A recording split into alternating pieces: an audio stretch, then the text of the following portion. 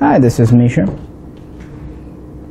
and we really just felt like shooting our Steyr AUG heavy barrels again. Jay now has one, as this is mine still from the first video, and I thought we'd just talk about the AUG barrel options. So I brought mine out here along with the two different mag sizes. You know, there's a lot of rigmarole and talk these days about interchangeable barrels, caliber conversions, and a lot of the time it just never happens, or it's never as cheap or as easy as it's promised to be, or it comes really late. And really, Steyr had it from the very beginning built into part of the AUG platform, and it works out very nicely. So I thought I'd just bring out my various barrels here. Originally, we had this 16-inch barrel in the A3 here. This was the carbine length barrel. This has the modern A3 closed. I've got a question for YouTube. Would the safety Nazis complain about being pointed at with a barrel that's not even in a gun? Discuss amongst yourselves. Anyway, it's a closed tulip flash hider with 5 slots. This is the modern A3 style. It's thin up here. It's got a little bit of a fluting here, and then it thins down for save a few ounces. As you see, it has a folding grip, which is a pretty standard feature. And while early on the military guns did not have these 16-inch carbine barrels, later on they would start to appear, and they were really popular with police guns. Here we have the more standard 20-inch rifle barrel. This is out of my pre-ban Steyr. As you see, it doesn't taper down. It does have that kind of ribbing for more of a texture. They also use this ribbing to install a clamp-on bayonet lug if they need to. This has the early style tulip flash hider that's open, little holes there, with only 3 slots, and the lock nut is a little different shape.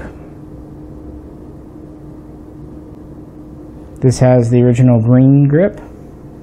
See here, pretty standard in the back. Barrels have not changed much over the years. These are both chrome lined. These have the 1 in 9 twist.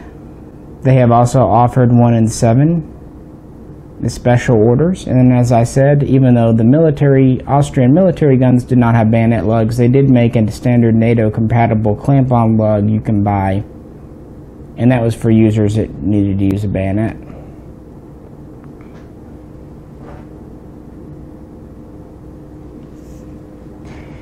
Those are both in 223. This is the 9mm barrel. Quite early on in the 80s, Steyr introduced the Para, the AUG Para, AUG Para. And this was the barrel. It has a few differences. This foregrip does not fold, it's fixed. And this barrel is 17 inches, so slightly longer than the carbine, but still quite a bit shorter than the rifle. It is threaded. We have more of a traditional flash hider on it. There are various flash hiders for these. And this is an original Austrian barrel as well. Notice the end's a little different because of it being a straight blowback and the way it interfaces with your trunnion. But these still take in the standard receiver.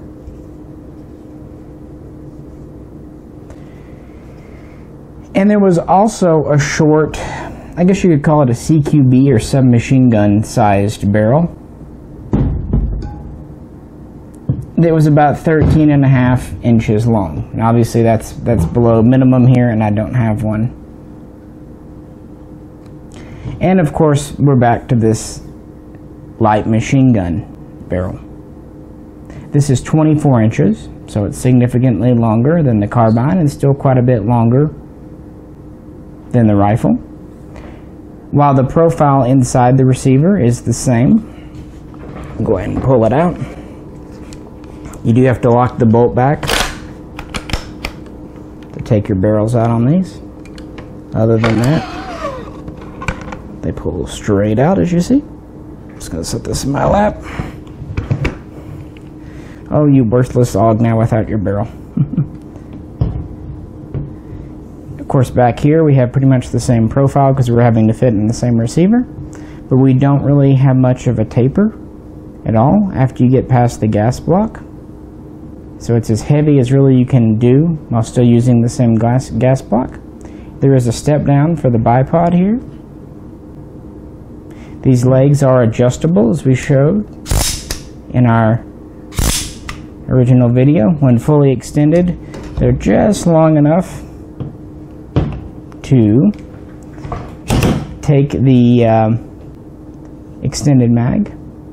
And one reason I wanted to do this video, I finally got it. I got the original muzzle brake for this barrel. The other ones had true flash hiders.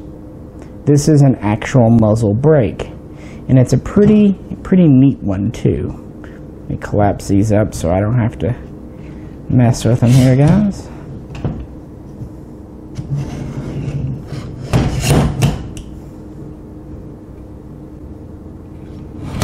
There we go. This muzzle brake is pretty darn ornate. As you see, it's got cuts here. See here, it's kind of scooped out. Same on the other side. It's also scooped out on the bottom. And on the front, you'll see 3 little holes. How that works, there are chambers inside here. Gas comes in, hits that chamber, and then gets vented out the front through those channels. It also gets vented up with the large ports. And this is all to keep the gun from climbing. It's specifically designed to, on full auto, keep it from climbing and stay more or less on point, on target, and really does a good job of checking recoil.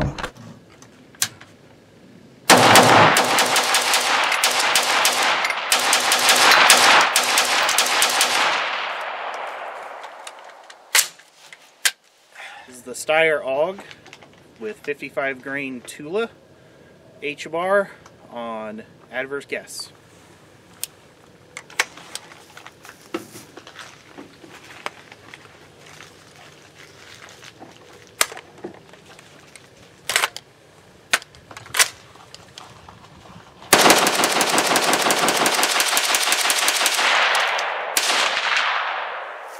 Clear? Yep. Everyone knows that AUGs don't eat steel case. Don't eat steel case. In fact, it does such a good job that in more recent years, not only do they use this brake on the light machine gun, they also use it on the AUG Z, or Z if you're up in Canada, the AUG Z competition variant, because it really helps keep your muzzle where it needs to be, and it helps for better groups and tighter, faster follow-up shots, just generally speaking. Also, compared with the Tula, where did I lay that one, guys? It is, do you see here, actually shorter, and it is lighter. So we save a little on the length and on the weight. Hence that bottom cutout is kind of a lightning cut. So you get recoil compensation, and most muzzle brakes are larger and heavier. This is one of the few that they actually put some thought into making it lighter and shorter, which makes sense. When you already have a long, heavy barrel, you would probably want as light of a muzzle device as you can get away with. So why not? Now these legs fold up like so, very easily.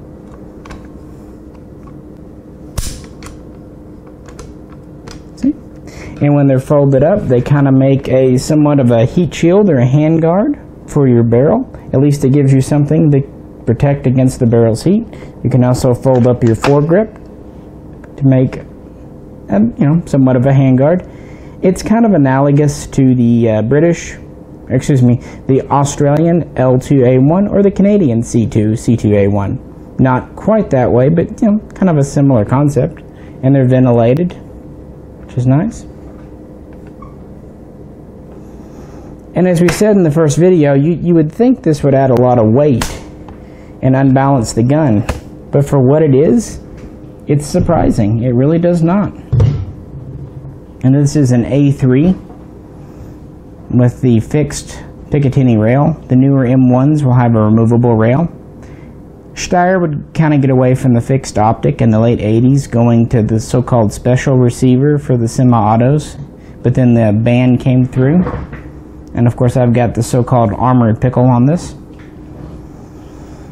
It's a good dependable optic. And of course, again, here are the different mag sizes. 30 rounds is the standard for the rifle and carbine. And 42 extended for the light machine gun because, yeah. Now, of course, the military version of this would have an open bolt, which is not legal, and it would have full auto. But aside from not having that, this is pretty much the exact same gun. And all of it is in the barrel assembly, so I can switch this gun from light machine gun to rifle to carbine and even to 9mm by just putting in a different bolt and a magwell adapter. And that's what I call a true barrel swappable convertible weapon. And it's not even something Steyr's ever made a huge deal about, at least not in recent memory. And that's one reason I really still like the AUG over the Tavor and other bullpups. As you know, I do own a Tavor, and I do like it, and I'm not knocking it. But the AUG will always hold a special place. Let's look at it. Just look at it. It's a classic, yet it's still somehow very modern. Well, that was really it. We just kind of like bringing our AUGs out and talking about them some. If you have any questions or comments, please post them below. This barrel has been working out very well for us. No complaints so far. If you liked the video, please click like. And if you have not already subscribed and had the time to do so, we'd really appreciate that. Each and every sub is very valued and means a lot to us. This is Misha. And please tune in again soon for more hopefully interesting videos. We'll catch you then.